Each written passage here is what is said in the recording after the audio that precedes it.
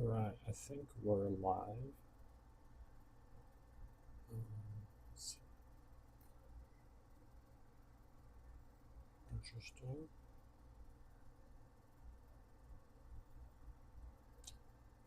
So, let's try this out.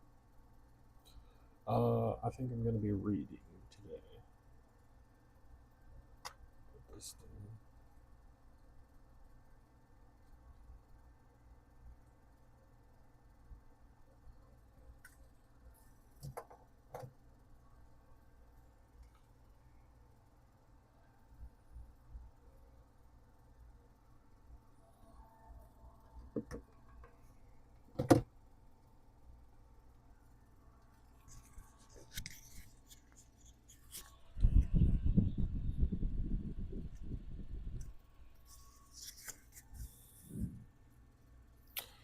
The Harvard Classic, also known as Dr.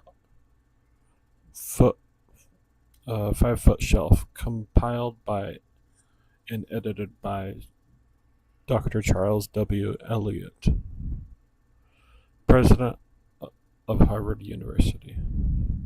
The 5 foot shelf in 3/4 of an inch, compiled and edited by Roy Pitchford. Table of contents, a bunch of books, a lot of books. Let's just keep going down.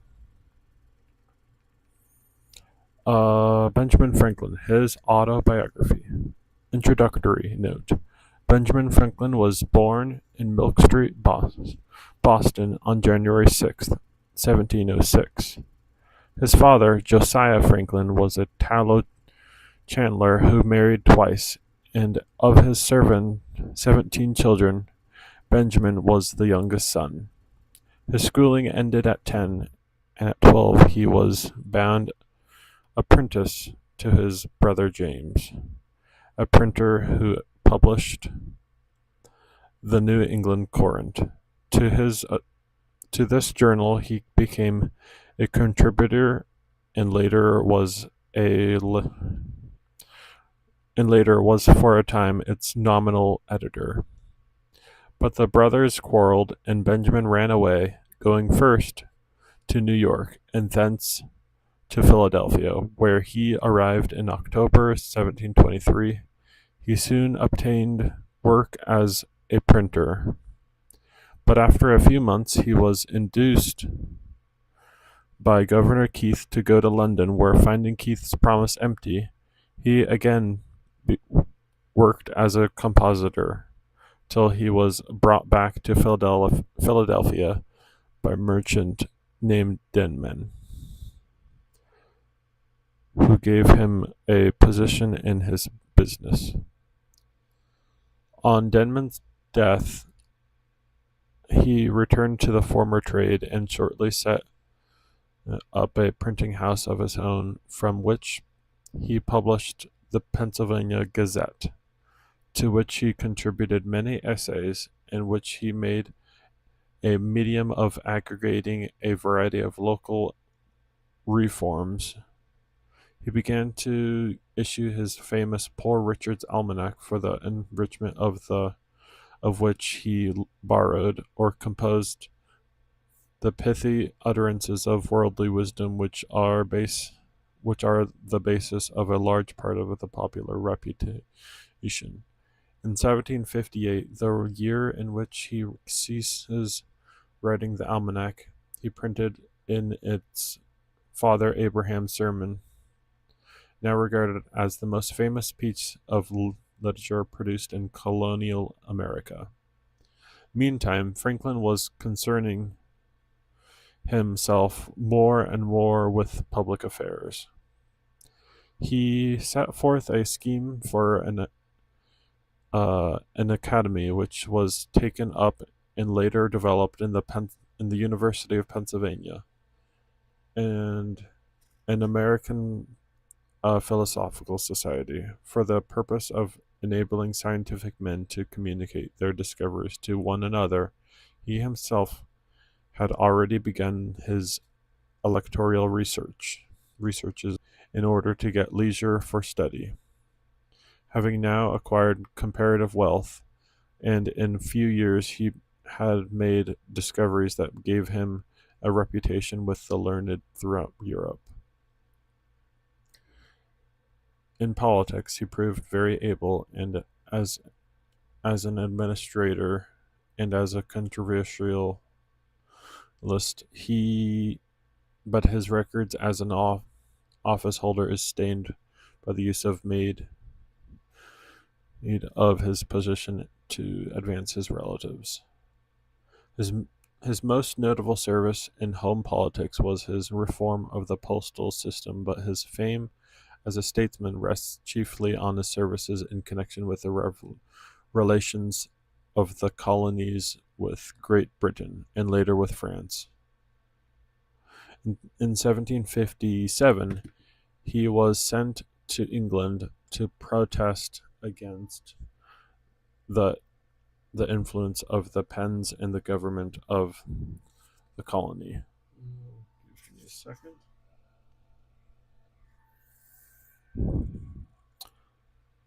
Of the colony, and the 5 years he remained there, striving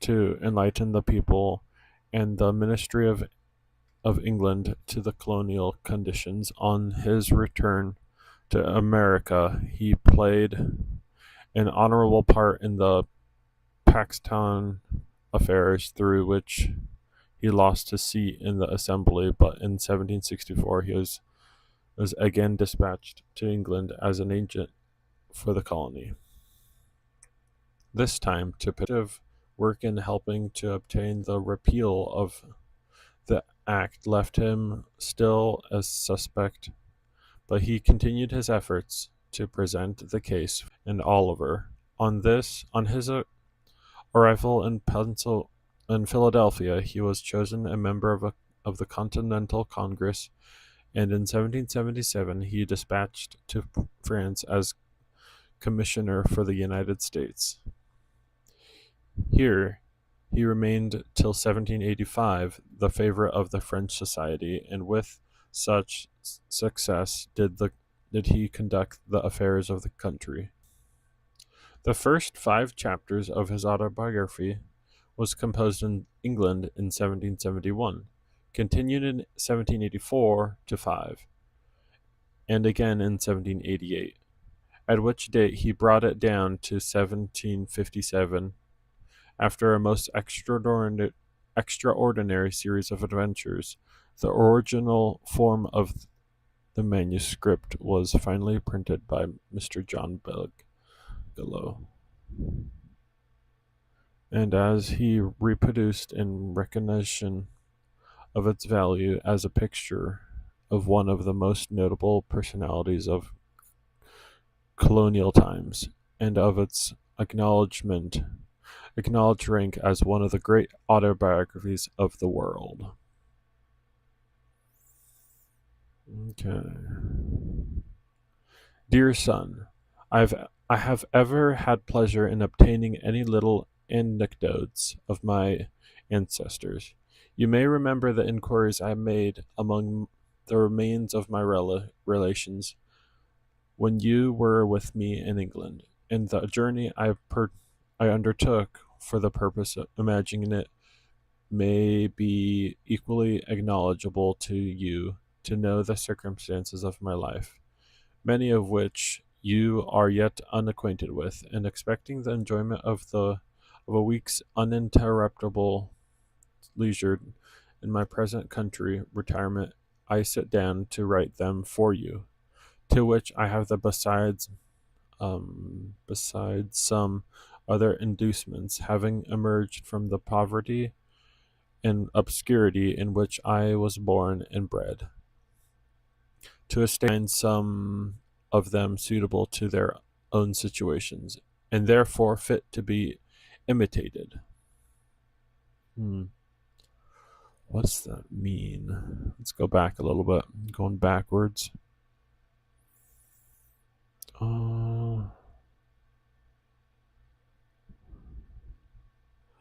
Let's see.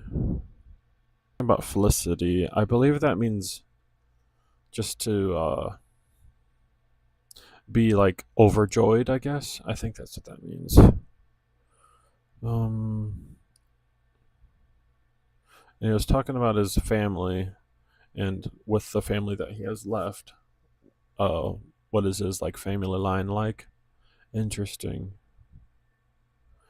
That felicity, when I have reflected on it, has induced me sometimes to say that were it of offered to my choice, I should have no objection to a repetition of the same life from its beginning, only asking the advantages. Authors have in its second editions to correct some faults of the first. So I might, besides correcting the faults, change some sinister accidents and events of it for others, more favorable. But through this were denied, I should still accept the offer, since such a repetition is not to be expected. The next thing most like living one's life over again seems to be a recollection of that life, and to make that recollection as durable as possible by putting it down in writing. So I guess he's saying I'm starting a journal, and I guess in the previous paragraph he was talking about if you imitate his precepts or something, you're gonna get felicity in your life. So like really good joy. So let's see what he says. Hereby, too, I shall indulge the inclination so natural in old men to be talking of themselves and their own past actions, and I shall indulge it without being tiresome to others. Oh, I think he's saying he doesn't want to be an old dude that talks too much. So, who through respect to age might conceive themselves obliged to give me a hearing, since this may be read or not as graftivity to please. Oh, okay. A good deal of pleasing my own vanity. So he's. Oh, okay. Indeed, I scarce ever heard or saw the introductory word without vanity. I may say. What does this mean? I think the. Well, whatever. Say because. I think that's what that says. Let's see. Um, Oops. Okay, let's go right here. Okay. Some vain thing immediately followed. Most people dislike vanity, and others, whatever share they have of it themselves. But I give it fair quarter, wherefore, or wherever I meet with it, being persuaded that it is often productive of good to the professor and to others that are within his sphere of action. Oh, let me check how the stream's doing. Let me go over here. Saying poor. Well, that's not good. Let me go over here. Interesting. I think it's working good. Let's go back over here.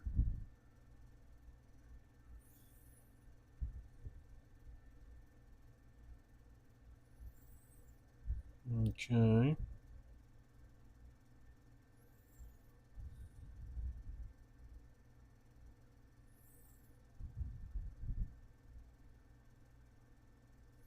Oh, shoot. Oh, it looks like I gotta move that over.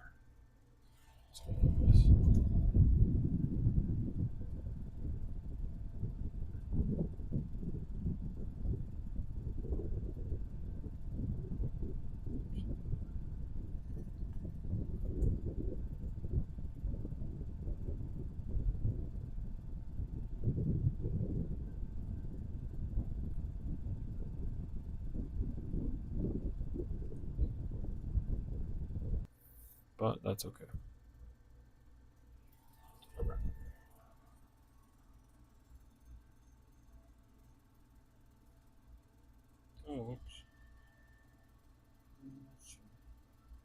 that's not where we are.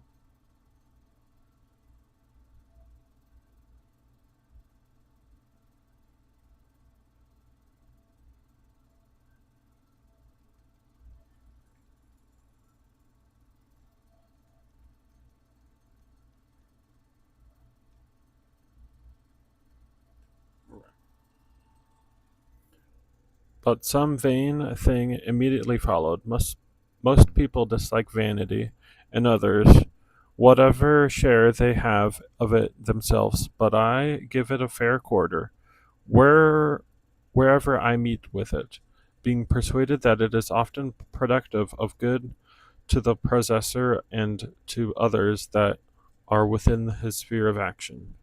And therefore, in in many cases, it would not be altogether absurd if a man were to thank God for his vanity among the other comforts of life. And now I speak thanksgiving God.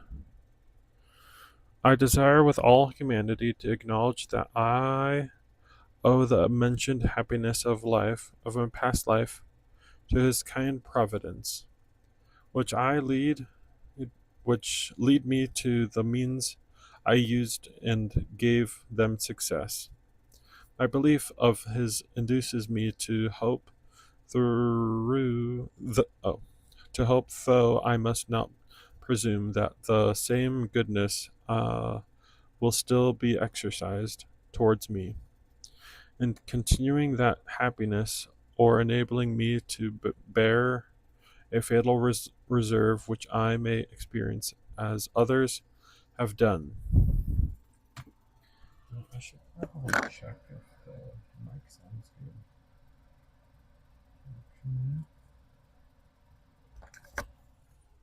Test 1 2. Test 1 2. Test 1 2. Test 1 2.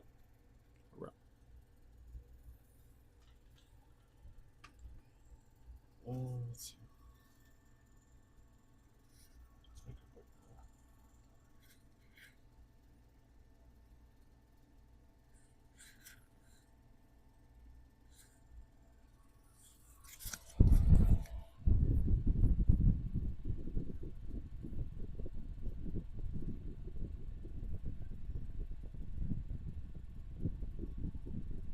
Yeah, it's working.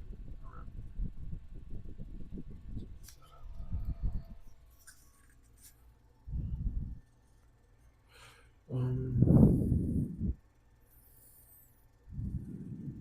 My belief of this induces me to hope, though I must not presume that the same goodness will still be exercised towards me, in continuing that happiness or enabling me to bear a fatal reserve which I experience as others have done. The complexion of my future fortune being known to him only in whose power it is to bless is to us even our afflictions. The notes one of my uncles who had the same kind of curiosity in collecting family anecdotes once put into my hands furnished me with several particulars relating to our ancestors. Let me mark right here. Do I know my spot? Give me a second, guys. Give me a second.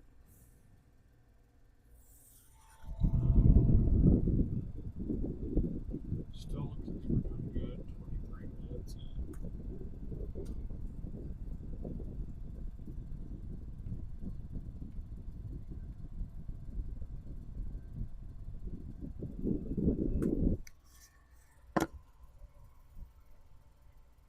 Let's see here. Oh, I think I'm gonna try to figure out something on the computer real quick.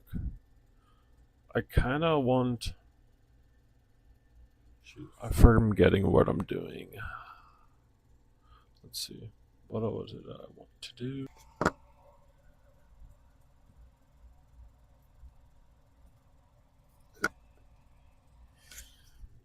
Give me a second, guys.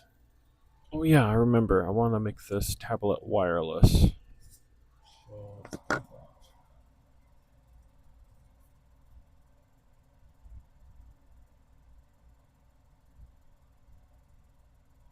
More options. Developer. Wireless. Wow.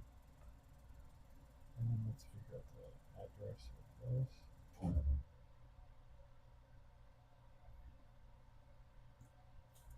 So the address is this.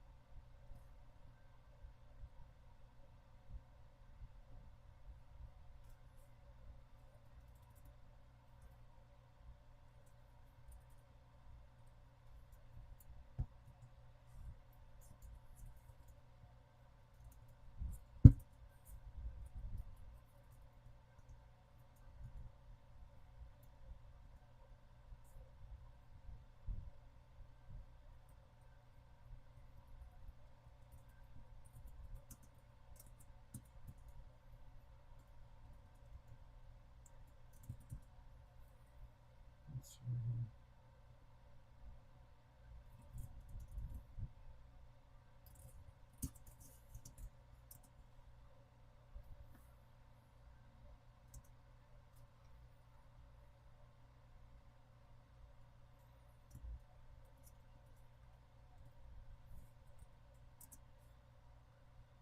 Okay. Let's see. So now, I go back over here.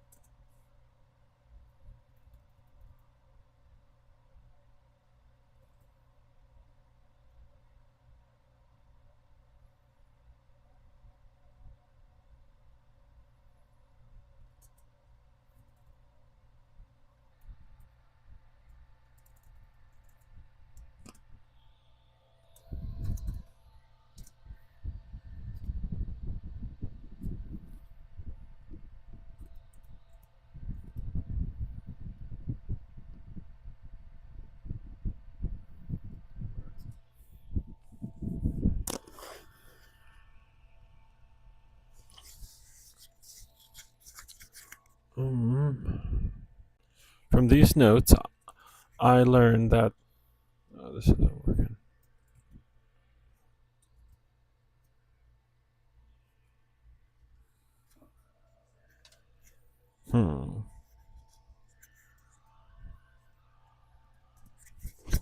We just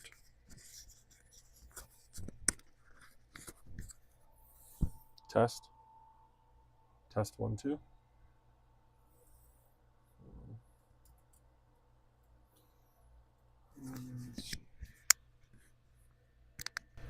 Test.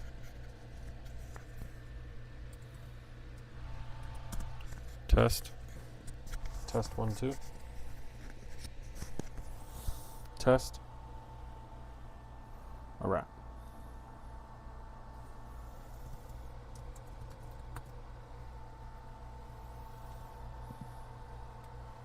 From these notes, I learned that the family had lived and was aided by the Smiths business, which had continued in the family till his time, the eldest son being always bred to that business, a custom which he and my father followed as to their eldest sons. When I searched the registers of Acton, I found an account of their births, marriages, and burials from the year 1555 only, there being no registers kept in the parish at any time preceding. By that register I perceived that I was the youngest son of the youngest son for 5 generations back. My grandfather, Thomas, was born in 1598, lived in Ecton till he grew too old to follow business longer, when he went to live with his son John, a dyer at Bunbury in Oxfordshire, with whom my father served an apprenticeship. There my grandfather died and lies buried. He saw his gravestone in 1758. His eldest son, Thomas, lived in the house at Ecton and left it with the land of his only child. A daughter who was with her husband, only Fisher of Willingborough, sold it to Mr. Eston, now lord of the manor there. My grandfather had 4 sons that grew up in that place, Thomas, John, Benjamin, Josiah, and I will give you an account I can of them at a distance from my papers, and if these are not lost in absence, you will among them find many more particulars. Thomas was bred a smith under his father, but being ingenious and encouraged for the county or town of Northampton, and his own village, of which many instances were related of him, and much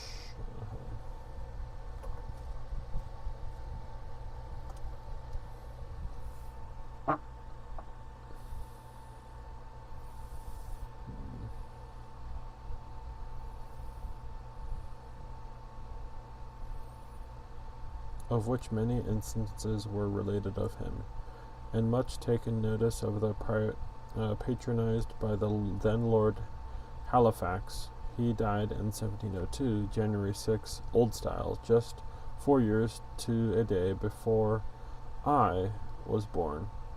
The account he received of his life and had he died on the same day, he said, he might have supposed a transmigration, which was bred a dyer, I believe, of woolens. Let's make a bookmark.